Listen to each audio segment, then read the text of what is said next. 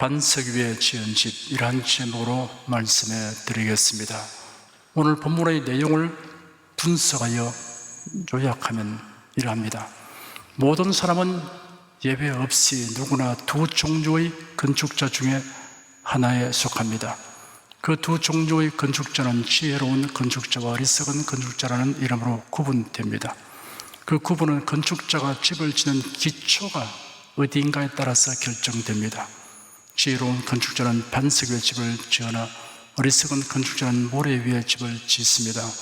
그런데 건축자의 지혜로움과 어리석음이 드러날 때가 반드시 옵니다. 그것은 비가 내리고 창수가 나고 바람이 불어 그 집에 부딪힐 때입니다. 그때 반석 위에 지은 집은 무너지지 아니하나 모래 위에 지은 집은 심하게 무너져 버립니다. 이 비유에서 집과 사람은 동격으로 이해해도 무방하다고 할 수 있습니다. 모래 위에 지은 집이 무너진다는 것은 그 집을 지은 사람이 멸망하는 것을 의미하기 때문입니다. 예수님의 이 비유를 자세히 살펴보도록 하겠습니다. 첫째, 집을 짓는 사람이 우선으로 고려해야 할 것은 집을 짓는 집안입니다. 이탈리아 중부 토스카나 지방의 도시 피사의 두오모 광장에는 로마네스크 양식의 흰 대리석 탑이 있는데 집안에 약하여 기울어진 건물로서 유명하게 되었습니다. 최대 높이는 약 58m이며 무게는 14,453톤으로 추정되고 있습니다. 1173년에 착공되어 공사가 진행되었는데 1778년 사이에 진행된 1차 공사 이후 탑의 남쪽 지반이 가라앉으면서 기울어짐이 발견되었습니다.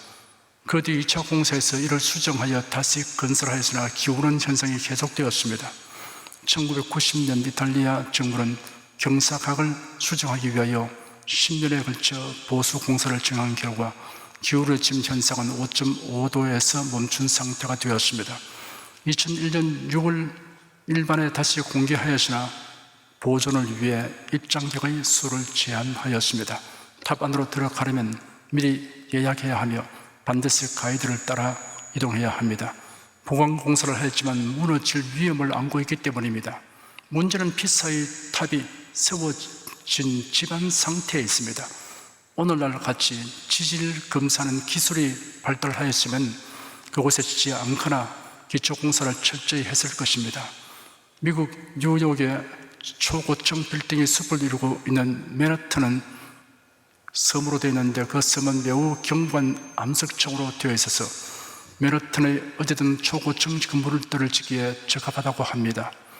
우리 교회는 지금까지 50여 개의 건물을 지었습니다. 제가 설계사에게 강조하여 주문하는 것은 건축 비용이 더 들더라도 기초를 튼튼하게 설계하도록 하는 것입니다. 지질 조사를 하여 집안이 연약하면 반드시 충분한 길이의 파일을 박아서 집안을 튼튼하게 만들어야 합니다. 둘째, 예수님은 인생을 집으로 비유하면서 인생의 집은 반드시 반석 위에 지어야 한다고 교훈하셨습니다. 그리고 반석은 예수님의 말씀이라고 설명하였습니다. 누구든지 나의 이 말을 듣고 행하는 자는 그 집을 반석 위에 지은 지혜로운 사람과 같다고 말씀하셨습니다. 사람은 그가 하는 말과 그 사람의 행동이 일치하지 않는 일이 있지만 예수님은 자신이 한 말씀과 하나입니다. 예수님의 말씀과 예수님을 분리해서 생각할 수 없습니다. 예수께서 제 아들에게 내가 곧 길이요 진리요 생명이니 나로 말미암지 않고는 아버지께로 올 자가 없다라고 말씀하셨습니다. 그리고 이어서 말씀하시기를 너희가 나를 알았다면 내 아버지도 알았을 것이다. 이제부터는 너희가 그분을 알고 또 보았다 하였습니다. 빌립이 예수님께 말하기를 주님 아버지를 우리에게 보여주소서 그리하면 만족하겠습니다 하였습니다. 예수께서 말씀하시기를 빌립아 내가 이렇게 오래 너희와 함께 있어도 네가 나를 알지 못하느냐 나를 본 자는 아버지를 보았거늘 어찌하여 아버지를 보이려 하느냐 나는 아버지 안에 있고 아버지는 내 안에 계신 것을 네가 믿지 아니하느냐 내가 너에게 이르는 말이 스스로 하는 것이 아니라 아버지께서 내 안에 계셔 그 일을 하시는 것이라 하였습니다. 예수의 말씀은 곧 아버지 하나님의 말씀이며 또한 예수의 말씀은 하나님의 말씀입니다. 말씀이 육신이 되어 우리 가운데 거하심에 우리가 그 영광을 보니 아버지의 독생자의 영광이요 은혜와 진리가 충만하더라. 요한복음 1장 14절입니다. 예수님의 일거수일투족이 모두 인생들을 향한 하나님의 말씀입니다. 반석 위에 집을 짓는 사람은 예수님에 대하여 성경대로의 지식과 믿음을 가지고 있습니다.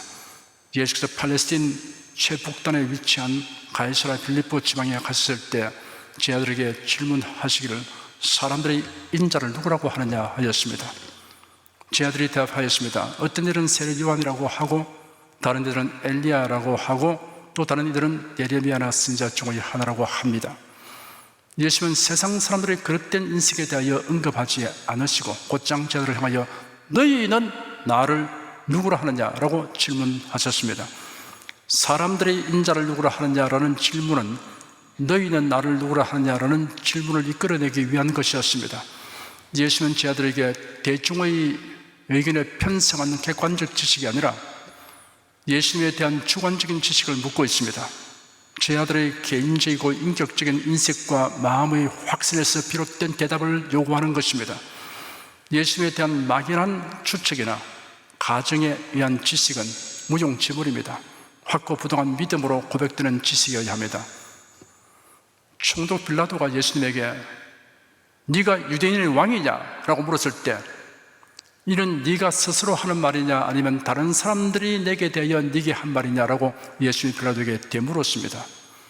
예수님에 관하여 사람들이 누구라고 말하는가를 아는 지식이 아니라 예수님이 누구이신 것을 자신이 알고 믿는 대로 말하도록 예수님이 우리에게 요구하십니다. 예수님에 대한 바른 지식과 믿음 없이 무작정 주님을 따라다니는 것은 무익합니다.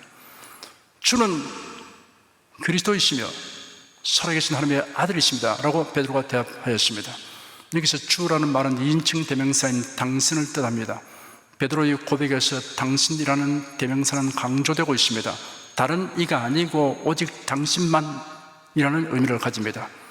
그리스도라는 말은 히브리어로는 메시아인데 기름 부음 받은 자라는 뜻입니다.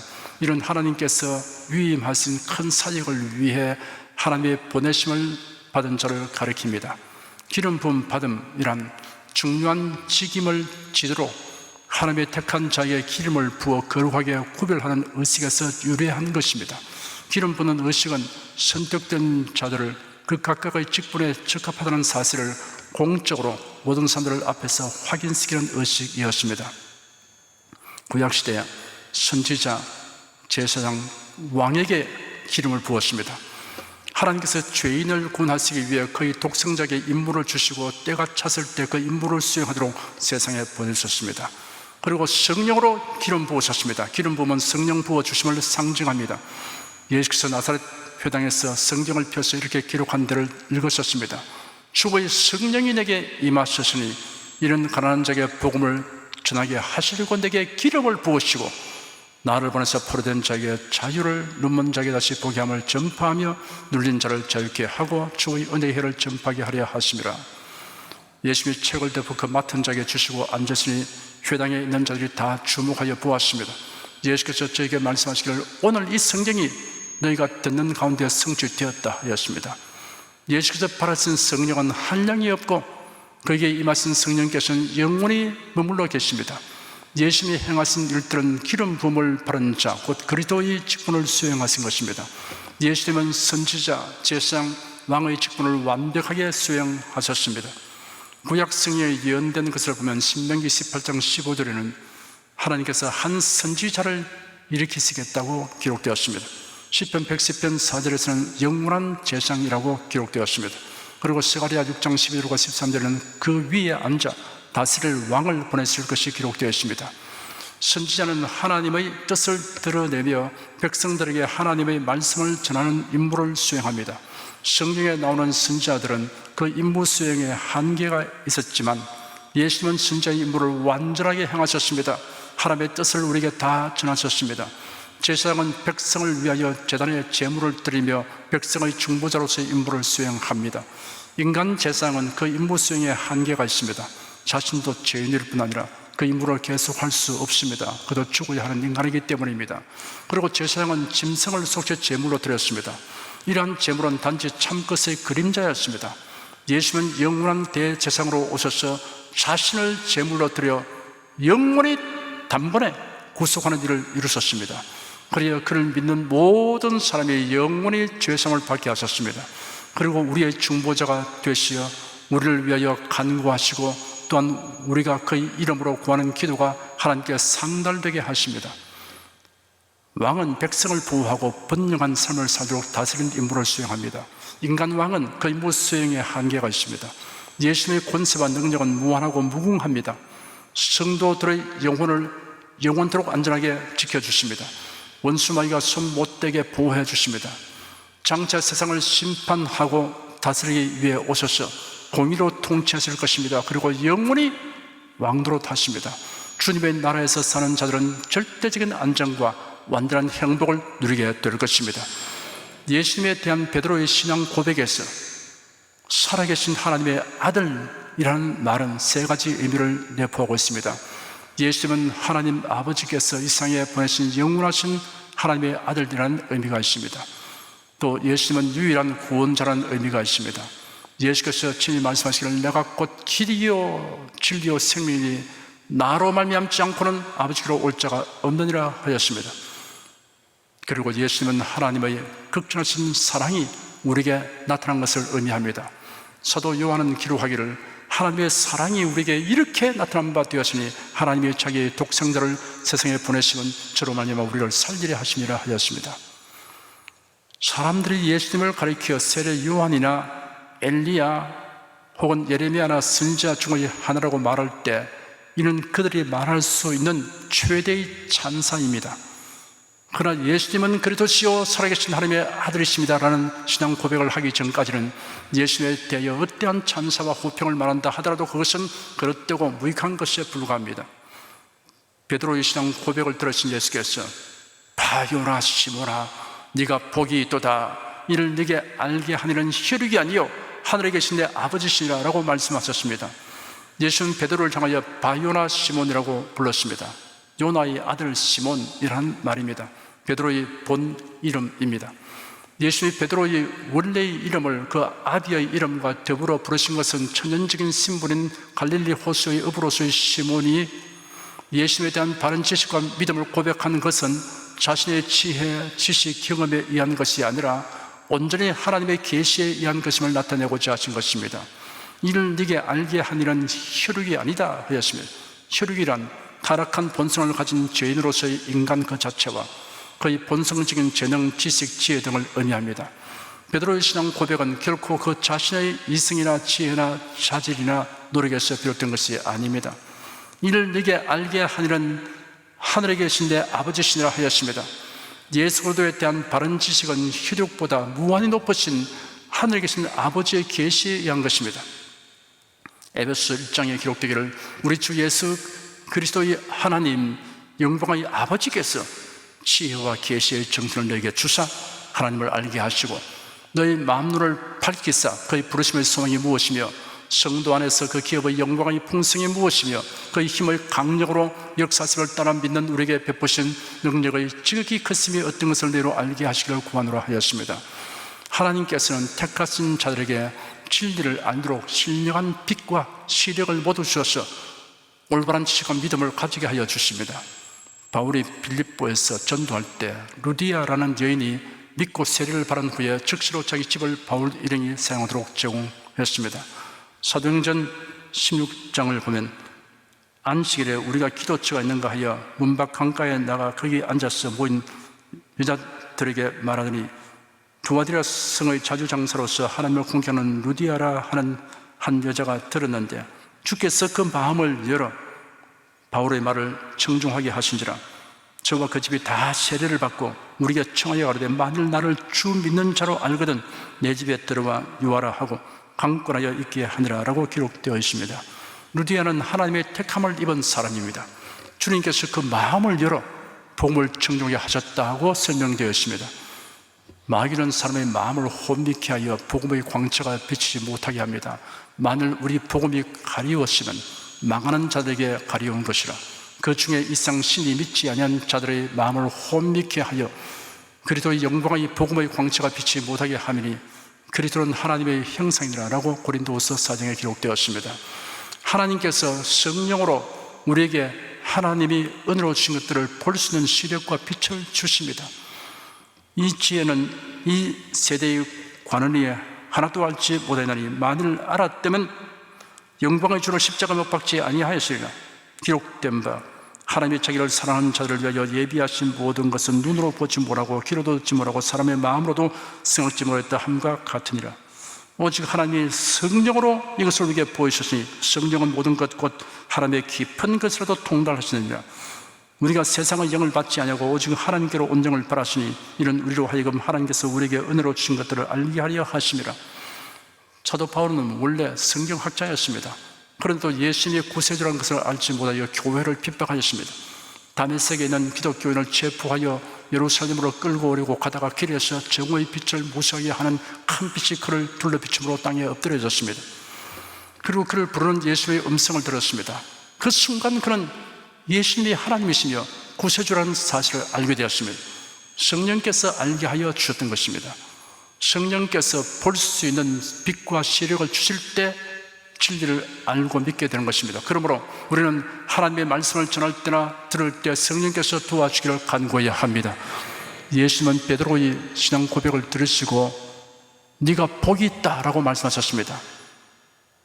그런 신앙 고백을 할 수 있도록 아버지 하나님께서 베드로에게 지식과 믿음을 주셨기 때문입니다. 우리도 역시 예수님에 대한 바른 인식을 가지고 신앙 고백을 하게 된 것은 하나님이 주신 복을 받았기 때문입니다.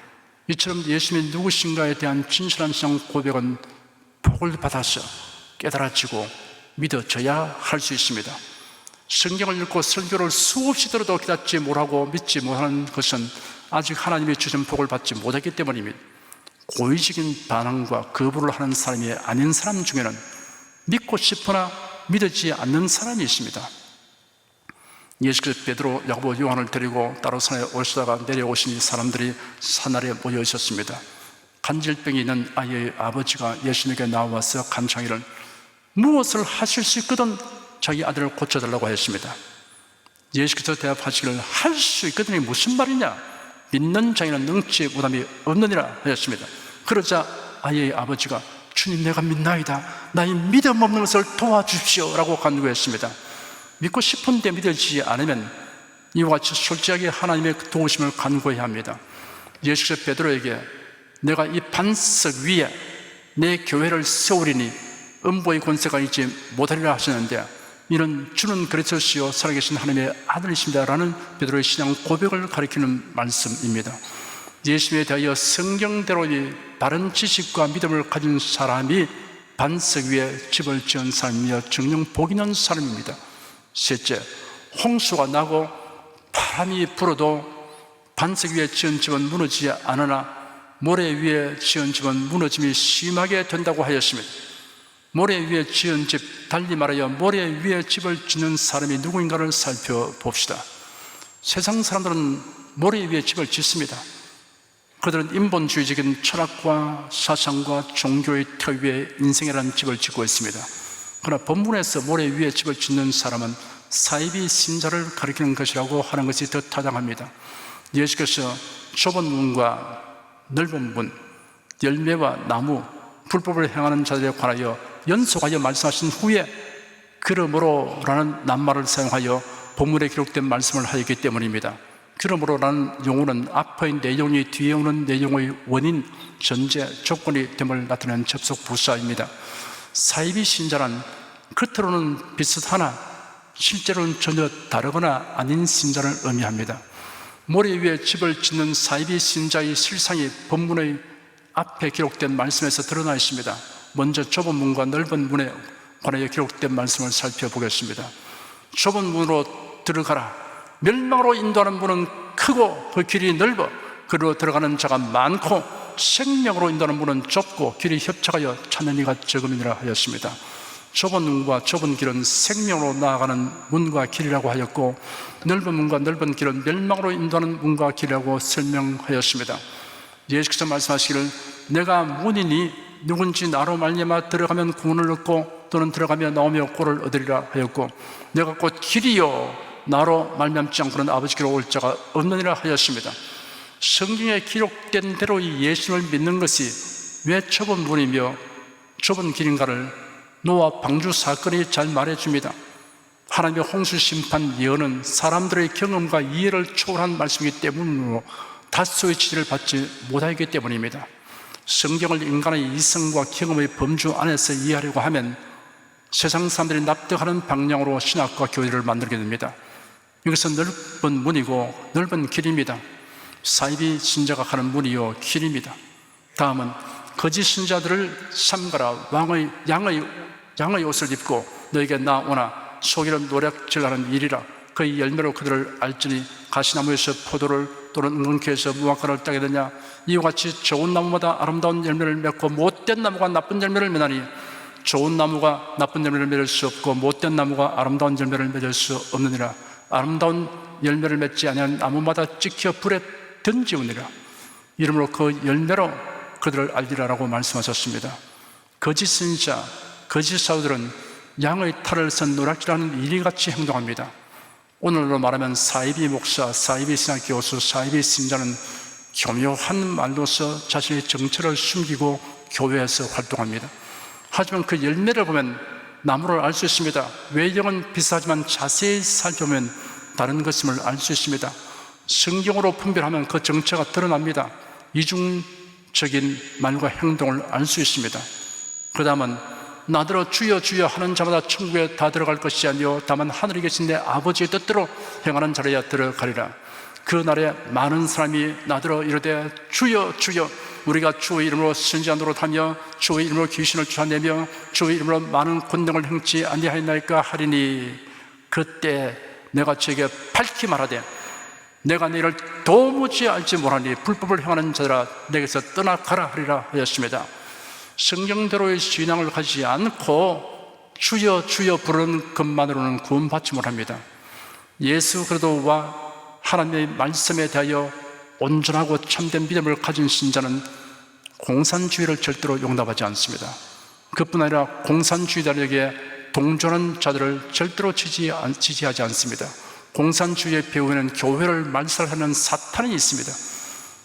그리고 동성애를 두둔하고 비호하지 않습니다. 이런 동성애자들을 위한 것도 아닙니다. 사이비 신자는 넓은 길로 가고 있으며 노략질하는 이리를 주행하고 있으며 가시나무와 은근키이며 불법을 행하는 자입니다. 결코 천국에 들어가지 못합니다. 예수께서 말씀하시기를 비가 내리고 창수가 나고 바람이 불어 그 집에 부딪히며 무너져 그 무너짐이 심하니라 하였습니다.